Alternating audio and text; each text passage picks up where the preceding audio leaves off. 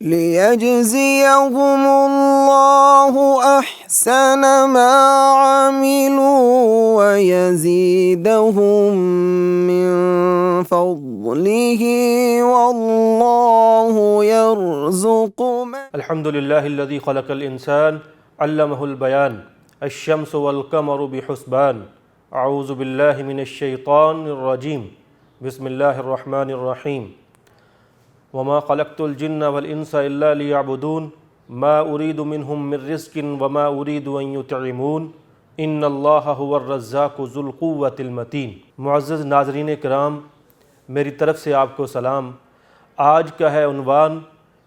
عبادت کے لیے وقت نکالنے سے اللہ رزق کیسے بڑھاتے ہیں۔ اللہ رب العالمین نے تمام انسانوں کو اپنی بندگی اور عبادت کے لیے پیدا کیا ہے، اور اللہ رب العالمین ان سے نہ یہ چاہتے ہیں کہ یہ اللہ رب العالمین کو کوئی رزق دیں یا اللہ رب العالمین کو کوئی کھانا کھلائیں، بلکہ اللہ رب العالمین خود بندوں کو کھانا بھی کھلاتے ہیں، ان کے رزق کا بندوبست بھی فرماتے ہیں، اور وہ بہت زور آور اور زبردست ہیں۔ اب ہوتا یہ تھا پہلے، آج بھی ایسا ہی ہوتا ہے کہ دور جاہلیت میں امیر شخص وہ سمجھا جاتا تھا یا وافر رزق والا وہ سمجھا جاتا تھا جس کے پاس زیادہ غلام ہوتے تھے۔ جتنے زیادہ غلام ہوتے تھے تو سمجھا جاتا تھا کہ اس کے پاس رزق کی اتنی ہی فراوانی ہے، یہ ہمارے درمیان اتنا ہی زیادہ امیر شخص ہے۔ تو آج بھی ہم دیکھیں تو ایسا ہی سمجھا جاتا ہے جیسے مثلاً کہ ایک فیکٹری کے اندر 10 افراد کام کرتے ہیں، 10 مزدور کام کرتے ہیں، دوسری فیکٹری کے اندر 100 مزدور کام کرتے ہیں، تو معاشرے کے اندر یہ سمجھا جاتا ہے کہ جس فیکٹری کے اندر یا جس صنعت کے اندر 100 مزدور کام کرتے ہیں، اس کا اونر یا اس کا مالک وہ زیادہ امیر ہے، اس کے پاس رزق کی زیادہ ریل پیل ہے، زیادہ وہ فراوانی نعمت کے اندر ہے۔ تو ایسا ہی وہ سمجھتے تھے۔ تو اللہ رب العالمین نے یہاں ہمیں یہ فرمایا اور بتایا ہے کہ یہ سارے کے سارے جتنے بھی میرے بندے ہیں، انہیں میں نے اپنی بندگی اور عبادت کے لیے پیدا کیا ہے۔ میں ان سے کوئی رزق نہیں چاہتا، میں کوئی ان سے کمائی نہیں چاہتا، میں کوئی ان سے کھانا نہیں چاہتا، بلکہ یہ سارا کچھ میں خود انہیں پرووائیڈ کرتا ہوں، خود انہیں مہیا کرتا ہوں۔ اور اب اللہ رب العالمین کی رحمت دیکھیے کہ اس دنیا کے اندر کوئی اللہ رب العالمین کو ماننے والا ہے یا نہیں ماننے والا، یعنی اللہ کا انکار کرنے والا ہے، اللہ رب العالمین رزق کے حوالے سے اس پر اپنے دروازے کبھی بھی بند نہیں کرتے۔ یہ اللہ رب العالمین کی کتنی بڑی رحمت ہے۔ اللہ رب العالمین یہاں اپنے منکروں کو بھی اور اپنے اوپر ایمان رکھنے والے دونوں کو اپنی نعمتوں سے نوازتے ہیں، اور یہ اللہ رب العالمین اپنے بندوں کے ساتھ بڑا شفقت کا اور بڑی محبت والا اور بڑے ہی کرم والا اور فضل والا معاملہ فرما رہے ہیں۔ اب جب بندہ اللہ کی عبادت کرتا ہے تو پھر بندہ اللہ رب العالمین کا برگزیدہ اور اللہ رب العالمین کا قریبی ہونے کے لیے کوشش اور تگ و دو کرتا ہے، تو پھر اللہ رب العالمین اسے جو اس کے ہاتھوں کی کمائی کی وجہ سے، جو اس کی غلطیوں کی وجہ سے، جو اس کی خطاؤں کی وجہ سے، جو اس کے گناہوں کی وجہ سے اس پر رزق کے دروازے تنگ ہو جاتے ہیں یا بند ہو جاتے ہیں، تو اللہ رب العالمین جب اس کی عبادت کے لیے وقت نکالا جاتا ہے تو پھر اللہ رب العالمین خوش ہو کر اس کے لیے رزق کے دروازے کھول دیتے ہیں۔ اب رزق کے دروازے کھلوانے کے لیے، عبادت کے لیے وقت نکالنے کا یہ مطلب ہرگز نہیں ہے کہ آپ سارے کام کاج چھوڑ کر، آپ سب کچھ چھوڑ چھاڑ کر مسجد میں بیٹھ جائیں اور ہر وقت نماز ادا کرتے رہیں، ہر وقت عبادت کے اندر مصروف رہیں، مشغول رہیں اور کوئی کام نہ کریں، یا دوسرے لفظوں کے اندر آپ رہبانیت کی کوئی شکل اختیار کر لیں یا اپنے طرز عمل کو رہبانیت جیسا کر لیں اور کہیں کہ میں اس کے ذریعے رزق تلاش کر رہا ہوں یا میں اس کے ذریعے رزق بڑھانے کے لیے اللہ سے التجا کر رہا ہوں، تو یہ بھی مطلوب نہیں ہے، بلکہ مطلوب اور مقصود یہ ہے کہ آپ اپنے اللہ کے لیے وقت نکالیے، اور اس وقت نکالنے سے کیا ہوگا؟ رسول کریم صلی اللہ علیہ وسلم فرماتے ہیں، سیدنا ابو ہریرہ رضی اللہ تعالیٰ عنہ اس کے راوی ہیں، جامع ترمذی کے اندر روایت ہے، اللہ رب العالمین فرماتے ہیں، یا ابن آدم تفرغ لعبادتی املأ صدرک واسد فقرک، کہ اے ابن آدم، اے آدم کے بیٹے، تم میری عبادت کے لیے اپنے آپ کو ذرا کچھ فارغ کر لو، میں تمہارے سینے کو غنا سے بھر دوں گا اور میں تم سے فقر کو دور کر دوں گا۔ اب عبادت کیسے کرنی ہے؟ عبادت کرتے ہوئے انسان نے یہ مد نظر رکھنا ہے، یہ غور کرنا ہے، میں ایسے اللہ کی عبادت میں مشغول ہوں کہ جیسے میں اللہ کو دیکھ رہا ہوں، کأنک تراہ فإن لم تکن تراہ فإنہ یراک، اور اگر ایسی کیفیت نہیں بن رہی تو پھر ایسی کیفیت تو ضرور اپنے اوپر بنا لے کہ اگر میں اللہ کو نہیں دیکھ رہا تو کم از کم اللہ رب العالمین تو مجھے دیکھ رہے ہیں، کیونکہ دنیا کے اندر کوئی شخص ایسا نہیں، کوئی ذرہ ایسا نہیں جو اللہ رب العالمین کی آنکھوں سے اوجھل ہو یا آنکھوں سے پوشیدہ ہو۔ اللہ رب العالمین ہر ایک خفیہ اور اعلانیہ ہر ایک چیز کو جاننے والے ہیں اور ان سے باخبر ہیں، تو اللہ رب العالمین ہر ایک چیز کو جانتے ہیں۔ تو جب انسان اللہ کی عبادت کے لیے اپنے آپ کو فارغ کرتا ہے تو اللہ رب العالمین اس کے سینے کو تونگری سے بھر دیتے ہیں، اس کے ہاتھوں کو رزق سے بھر دیتے ہیں اور اس سے فقیری کا خوف دور کر دیتے ہیں، فقیری اس سے دور چلی جاتی ہے۔ اب یہاں پر ایک یہ بہت خیال ذہن میں آتا ہے کہ یہ کیسے ہو سکتا ہے کہ انسان عبادت کر رہا ہو اور عبادت کے ذریعے اس کے اوپر رزق کے دروازے واہ ہو جائیں۔ ایک تو ہمارے سامنے ایک مثال یہ آتی ہے کہ سیدہ مریم علیہ السلام کہ وہ جب ایک بند کمرے کے اندر تھیں اور وہاں اللہ کی عبادت میں مشغول تھیں تو اللہ رب العالمین انہیں وہاں اپنے رزق سے نواز رہے تھے، اللہ رب العالمین وہاں رنگا رنگ کے پھل ان کے لیے مہیا فرما رہے تھے، اور حالانکہ باہر سے آنے کا کوئی بندوبست نہیں تھا، قرآن کریم نے ہمیں بتایا ہے۔ اور پھر ایک تو یہ صورت ہے، دوسری یہ صورت کہ جو بندہ اللہ کی عبادت کے لیے اپنے آپ کو فارغ کرتا ہے، اللہ کی عبادت میں مشغول کرتا ہے، تو پھر اللہ رب العالمین اس کی خطاؤں کی وجہ سے، اس کی غفلتوں کی وجہ سے، اس کے گناہوں کی وجہ سے جو اس کے اوپر رزق کے حوالے سے تنگی آئی ہوئی ہوتی ہے، جو مشکلیں اس پر آئی ہوتی ہیں، اللہ رب العالمین انہیں آسان فرما دیتے ہیں، وہ اس سے دور کر دیتے ہیں۔ تیسرا اس حوالے سے عبادت سے جو انسان رزق کے حوالے سے فائدہ اٹھاتا ہے وہ یہ ہے کہ انسان اپنی زندگی کے اندر منصوبہ بندی کو لے آتا ہے، انسان پلاننگ کے ساتھ آگے بڑھنا شروع کر دیتا ہے۔ مثال کے طور پر ایک بندہ کہ جو 5 وقت نماز ادا کرتا ہے، وہ اللہ کی عبادت کے لیے وقت نکالتا ہے، یعنی فجر کی اذان ہوئی، اس نے اپنی نیند ختم کی، بیدار ہوا اور مسجد میں پہنچ گیا، وہاں جا کر اللہ کی عبادت کے لیے خود کو مصروف کر لیا، نماز کی ادائیگی کے لیے مسجد میں خود کو لے گیا، اور پھر اسی طرح اس نے وہ بعد میں کام کاج کے لیے نکلا، ظہر کا وقت آیا اس نے پھر ایسے ہی کیا، اور عصر کا وقت آیا پھر ایسے ہی کیا، مغرب کا وقت آیا پھر ایسے ہی، یعنی پانچوں نمازوں کے دوران، میں آپ کو مثال دے کر سمجھا رہا ہوں کہ 5 نمازوں کے دوران اس نے اس طرح اپنے آپ کو اللہ رب العالمین کی عبادت کے لیے یا نماز کے لیے اپنا کام کاج چھوڑ کر، اپنی مصروفیات چھوڑ کر مسجد کے لیے وقت نکالا، تو اب کیا ہوگا؟ ظاہر ہے کہ وہ اپنی کام کی منصوبہ بندی شروع کر دے گا، اور دنیا کے اندر آگے بڑھنے کے لیے، اپنی معاشی ترقی کے لیے، مال و دولت میں کثرت کے لیے ایک چیز یہ ضروری سمجھی جاتی ہے کہ جتنی دیر تک کوئی بندہ منصوبہ نہیں بناتا، کوئی وقت کی اہمیت نہیں جانتا، جتنی دیر تک وہ وقت کی قدر و قیمت نہیں جانتا اور اس کے مطابق اپنے آپ کو نہیں ڈالتا، اور پھر اس کے مطابق اپنی روزی روٹی کا اور اسی طرح اپنے کاروبار کو نہیں دیکھتا، تو اتنی دیر تک اس کی ترقی کرنے کے امکانات بہت کم ہوتے ہیں۔ آج بھی ہم دیکھتے ہیں کہ دنیا کے اندر جتنی بھی ترقی یافتہ قومیں ہیں ان کے ہاں وقت کی اہمیت بھی ہمیں دیکھنے کو ملتی ہے، اور اسی طرح دنیا کی ترقی یافتہ قوموں کو چھوڑ کر ہم اپنے اندر ہی دیکھ رہے ہیں کہ جو جتنا زیادہ ڈسپلنڈ ہوگا، جو جتنا زیادہ نظم و ضبط کا پابند ہوگا، وہ اتنا ہی زیادہ مہذب نظر آئے گا، وہ اتنا ہی زیادہ رزق کی فراوانی میں ہمیں نظر آئے گا کہ وہ کاروبار کے اندر زیادہ ہے، وہ تجارت کے اندر زیادہ ہے، وہ مال و دولت کے اندر زیادہ ہے، یعنی اس کی زندگی کے اندر نظم و ضبط آ گیا ہے۔ تو یہی نظم و ضبط جب عبادت کے حوالے سے انسان کے اندر آ جاتا ہے تو انسان اپنے آپ کو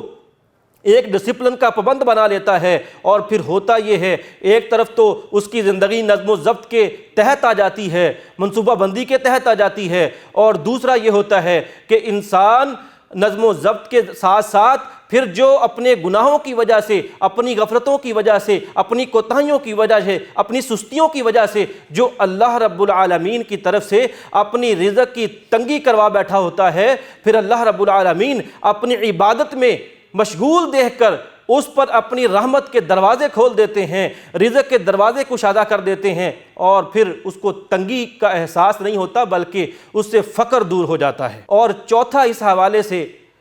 جو صورت ہمارے سامنے آتی ہے وہ یہ ہے کہ کوئی انسان جب عبادت میں مشغول ہوتا ہے تو اس کا اتنا ہی زیادہ دلی لگاؤ اور تعلق اللہ کے ساتھ جڑ جاتا ہے، اور جب اللہ کے ساتھ اس کا تعلق جڑ جاتا ہے تو پھر دنیا کی بہت ساری چیزیں ان کی قدر و قیمت اور ان کی اہمیت اس کے نزدیک کم ہو جاتی ہے۔ اور دنیا کے اندر جب ہم اس حوالے سے غور کرتے ہیں اور دیکھتے ہیں اور جدید سائنسدانوں کی ریسرچ، نفسیات کے ماہرین کی ریسرچ اس حوالے سے پڑھتے ہیں، وہ بھی ہمیں یہ بتاتے ہیں کہ یہ جو امیری اور غریبی کا جو ایک انسان جس کا شکار ہوتا ہے، بیسیکلی یہ انسان کی سوچ کے ساتھ تعلق رکھتی ہے کہ ایک انسان جس کے پاس بہت زیادہ مال و دولت ہو لیکن اس کے باوجود اپنے آپ کو خوش نہ رکھ سکے، اپنے آپ کو یہ محسوس نہ کر سکے کہ وہ امیر ہے، بلکہ وہ اپنے آپ کو الجھاؤ کے اندر اور اسی طرح ناخوشگواری کے اندر ہی رکھ رہا ہو، یا اس کا مال و دولت کوئی فائدہ نہ پہنچا رہا ہو، تو وہ امیر شخص نہیں ہے بلکہ وہ غریب ہی ہے۔ اسی طرح ایک اور مفکر نے یہ بھی کہا ہے کہ یہ جو پیسہ، کسی کے پاس پیسے کا زیادہ ہونا، یہ اس بات کی دلیل نہیں کہ وہ امیر ہے، بلکہ پیسہ بذات خود نہ یہ امیری اور نہ یہ غریبی طے کرتا ہے، بلکہ انسان کی نفسیات پر اثر یہ ہوتا ہے کہ اس پیسے کے ذریعے یا اس مال کے ذریعے، اس سونا چاندی کے ذریعے انسان دیگر چیزیں، دیگر ضرورتیں اور دیگر آپشنز وہ اس کی جانب وہ جب جاتا ہے تو اس کا حصول اس کے لیے آسان ہو جاتا ہے، اس سے جو خوشی ہوتی ہے اس سے اس کو احساس ہوتا ہے کہ انسان امیر ہے یا غریب ہے۔ لیکن آپ دوسری طرف دیکھیے کہ ایک بندہ جو خود کو اللہ کا بندہ سمجھتا ہے، اللہ کی عبادت کے لیے خود کو وقف کرتا ہے اور اللہ کی عبادت کے لیے وقت نکالتا ہے، تو پھر جب اس کے نزدیک دنیا کی چیزوں کی اہمیت کم ہو جاتی ہے تو اس کی خواہشات کم ہو جاتی ہیں، وہ پھر ضروریات تک محدود ہو جاتا ہے، تو پھر دنیا کی بہت ساری سہولتیں، بہت ساری آسائشیں اور بہت ساری تعیشات وہ اسے متاثر نہیں کرتی، اور پھر جب وہ متاثر نہیں کرتی تو دلی طور پر وہ سخاوت کا، دلی طور پر وہ امیری کا، دلی طور پر وہ غنا اس کے دل کے اندر بھر جاتا ہے، اور فقر اس کو نہیں لگتا، کیونکہ عام طور پر فقیری یا غربت اسی کو کہا جاتا ہے۔ انسان اپنی ضروریات پورا نہ کر سکے، انسان جو کچھ وہ چاہتا ہے وہ حاصل نہ کر سکے، انسان اپنی خوراک کی ضروریات پوری نہ کر سکے، تو سمجھا جاتا ہے کہ یہ غریب ہے۔ تو جب انسان کی ضروریات محدود ہو جائیں، جب انسان خود کو اللہ کے ساتھ اپنی لو لگا لے اور اس کا دنیا سے، اس کے دنیا کی بہت ساری تعیشات سے، سہولیات سے اور بہت ساری چیزوں کی قدر و قیمت اس کے نزدیک کم ہو جائے، تو پھر وہ اپنے آپ کو صحیح معنوں میں امیر محسوس کر سکتا ہے۔ اور دیکھیے رسول کریم صلی اللہ علیہ وسلم کے صحابہ کی طرف جب نظر دوڑاتے ہیں تو ہمیں اس طرح کی بے شمار مثالیں ملتی ہیں۔ مثال کے طور پر سیدنا عبداللہ بن مسعود رضی اللہ تعالیٰ عنہ آپ دیکھ لیجئے کہ کتنے بڑے وہ محدث ہیں، کتنے بڑے فقیہ ہیں، رسول کریم صلی اللہ علیہ وسلم کے سامنے زانوہ تلمذ طے کرنے والے آپ کے شاگرد ہیں۔ ایک بار ایک درخت کے اوپر چڑھے تو ان کی پنڈلیاں پتلی پتلی تھیں، تو ان کی پنڈلیوں کو دیکھ کر کچھ آپ کے ساتھی صحابہ وہ مسکرا دیے کہ دیکھو کہ کتنی پتلی پتلی پنڈلیاں ہیں۔ تو رسول کریم صلی اللہ علیہ وسلم نے جب ان کو مسکراتے ہوئے دیکھا تو فرمایا کہ آپ شاید ان کی پنڈلیاں دیکھ کر مسکرا رہے ہو، یہ پنڈلیاں اللہ کے نزدیک بہت زیادہ وزنی ہیں۔ اب دیکھیے ایک وہ صحابی جو کمزور سے ہیں، جن کے پاس مال کی زیادہ فراوانی نہیں ہے، لیکن رسول کریم صلی اللہ علیہ وسلم نے جب انہیں یہ فرمایا تو تمام صحابہ اکرام ان کے ادب کے اندر، ان کے احترام کے اندر خود کی ہنسی روک لیتے ہیں۔ اور پھر دیکھیے کہ اس وقت جب آپ صلی اللہ علیہ وسلم یہ باقی صحابہ اکرام کو فرما رہے تھے، آپ دیکھیے کہ اس وقت سیدنا عبداللہ بن مسعود رضی اللہ تعالیٰ عنہ کی کیا کیفیت ہوگی، یعنی وہ تو اپنے ذہنی امارت کی بلند ترین سطح پر ہوں گے۔ اور اسی طرح جب کوئی بھی بندہ، آپ دیکھیے کہ دنیا کے اندر ہمیں بہت سارے ایسے لوگ بھی نظر آتے ہیں کہ جو رہبانیت اختیار کر لیتے ہیں۔ اب رہبانیت اختیار کرنے والوں کے ہاں دنیا کی چیزوں کی کوئی قدر و قیمت نہیں رہتی۔ اسلام نے تو رہبانیت سے بالکل منع کر دیا ہے کہ یہ رہبانیت اختیار نہیں کی جا سکتی، لیکن دنیا کے اندر کئی ایسے مذاہب ہیں اور کئی ایسے لوگ ہیں کہ جو رہبانیت اختیار کرتے ہیں۔ اب دیکھیے کہ ان کی نفسیاتی کیفیت کیا ہوتی ہے۔ جو ضروریات ہماری یا جن چیزوں کو ہم ضروریات زندگی سمجھ کر یا کہہ کر اپنے اوپر مسلط کیے ہوئے ہوتے ہیں، اور اگر وہ ہمارے پاس موجود نہ ہوں ہم خود کو غریب سمجھ رہے ہوتے ہیں۔ دوسرے لوگ یعنی جنہوں نے رہبانیت اختیار کی ہوئی ہوتی ہے وہ ان چیزوں سے خود کو مبرہ سمجھ رہے ہوتے ہیں، اور ان کو ان چیزوں کی کوئی حاجت اور ضرورت نہیں ہوتی، نہ ان کی ضروریات زندگی کے اندر یہ چیزیں شامل ہوتی ہے، اور نتیجہ یہ ہوتا ہے کہ وہ دلی طور پر، وہ ذہنی حوالے سے کم از کم ان لوگوں سے بہت زیادہ تونگر ہوتے ہیں، بہت زیادہ غنی ہوتے ہیں، بہت زیادہ امیر محسوس کر رہے ہوتے ہیں کہ جو ضروریات کے اندر گرے ہوئے ہوں۔ اور دوسری طرف آپ ایسے سمجھیں کہ ایک بندہ کہ جس کے پاس اربوں روپیہ ہے، جس کے پاس مال و زر کے ٹرک بڑے ہوئے ہیں، لیکن اس کے باوجود اس کی ضرورتیں اتنی ہیں، اس کی حاجات اتنی ہیں کہ وہ اس سے بھی اس کو پوری ہوتی نہیں لگ رہی، وہ اور کی تلاش میں ہے، وہ اور کی ہوس میں ہے۔ تو پھر کیا ہے، غریب کون ہے اور امیر کون ہے؟ آپ دیکھ لیجئے کہ وہ جس کے پاس یہ سب کچھ ہونے کے باوجود وہ ذہنی طور پر خود کو غریب محسوس کر رہا ہے، جبکہ اس کے مقابلے میں جس کے پاس کچھ نہیں ہے، رہبانیت اختیار کی ہوئی ہے، وہ اپنے آپ کو تونگر اور امیر محسوس کرتا ہے۔ جبکہ رسول کریم صلی اللہ علیہ وسلم کی تعلیمات ہمیں یہ بتلاتی ہیں کہ آپ اللہ کے لیے اپنی عبادت کے لیے وقت نکال لو تو اللہ رب العالمین تمہارے لیے تونگری کے دروازے کھول دے گا، اور اگر تم اللہ رب العالمین کے لیے عبادت کے لیے وقت نہیں نکالو گے تو پھر اللہ رب العالمین، یہ بھی حدیث کے الفاظ کا مفہوم ہے کہ اللہ رب العالمین تمہیں پھر فضول کاموں کے اندر الجھا دے گا اور پھر تمہارے اوپر فقر بھی طاری کر دے گا۔ جب بندہ اللہ کی عبادت کے لیے وقت نہیں نکالتا، اللہ رب العالمین فرماتے ہیں، حدیث قدسی میں ہے کہ جو بندہ اللہ کی عبادت کے لیے وقت نہیں نکالے گا تو پھر اللہ رب العالمین اس کو فضول کاموں کے اندر الجھا دیں گے، اور پھر اس سے فقر یعنی فقیری کو دور نہیں کریں گے، روکیں گے نہیں۔ یعنی یہاں پر ہمیں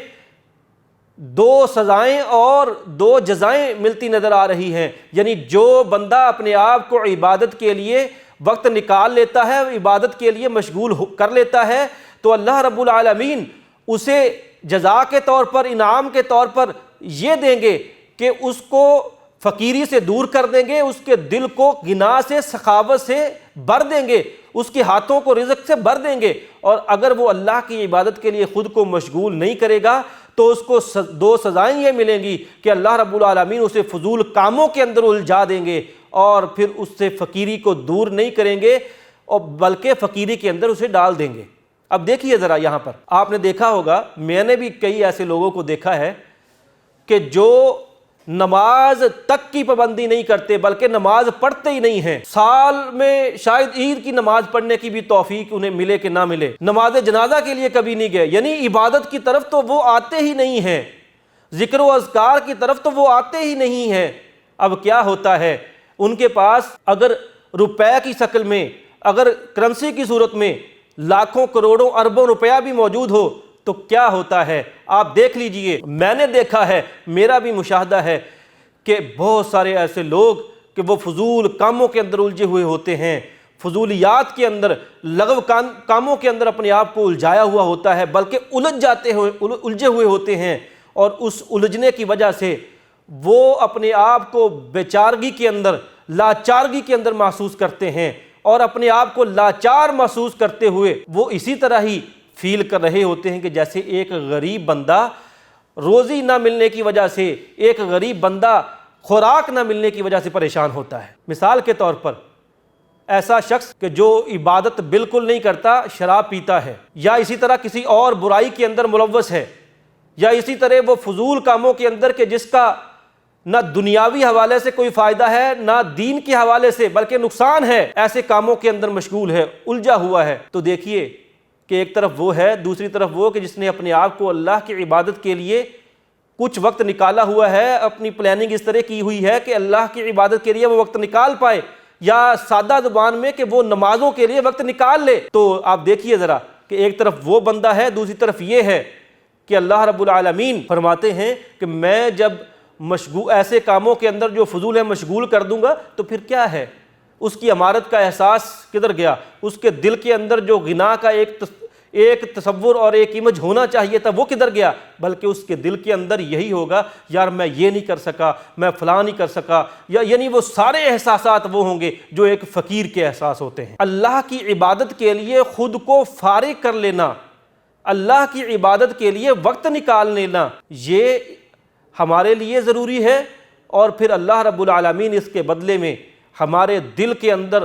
امیری کو ڈال دیں گے، ہم دل کے امیر ہو جائیں گے، اور جب بندہ دل کا امیر ہو جائے تو پھر انسان بہت ساری ایسی مصیبتوں سے، مشکلوں سے بچ جاتا ہے کہ جو انسان غربت کا احساس کرتے ہوئے، غریبی کے اندر مبتلا ہو کر، غریبی کا احساس کرتے ہوئے یا کمپلیکس کا شکار ہو کر جن میں وہ مبتلا ہوتا ہے۔ اللہ رب العالمین سے دعا ہے کہ مالک کائنات ہمیں اپنی عبادت کے لیے وقت نکالنے کی توفیق نصیب فرمائے، اور پھر اس کے لیے جو جزائیں اللہ رب العالمین نے رکھی ہیں اس کا مشاہدہ بھی ہمیں کروائے، اور وہ ہمارے اوپر بھی اللہ رب العالمین وہ منطبق فرمائے اور ہمیں ان جزاؤں کا مظہر اور مصداق بنائے۔ وآخر دعوانا الحمد للہ رب العالمین۔ ليجزيهم الله أحسن ما عملوا ويزيدهم من فضله والله يرزق من يشاء بغير حساب۔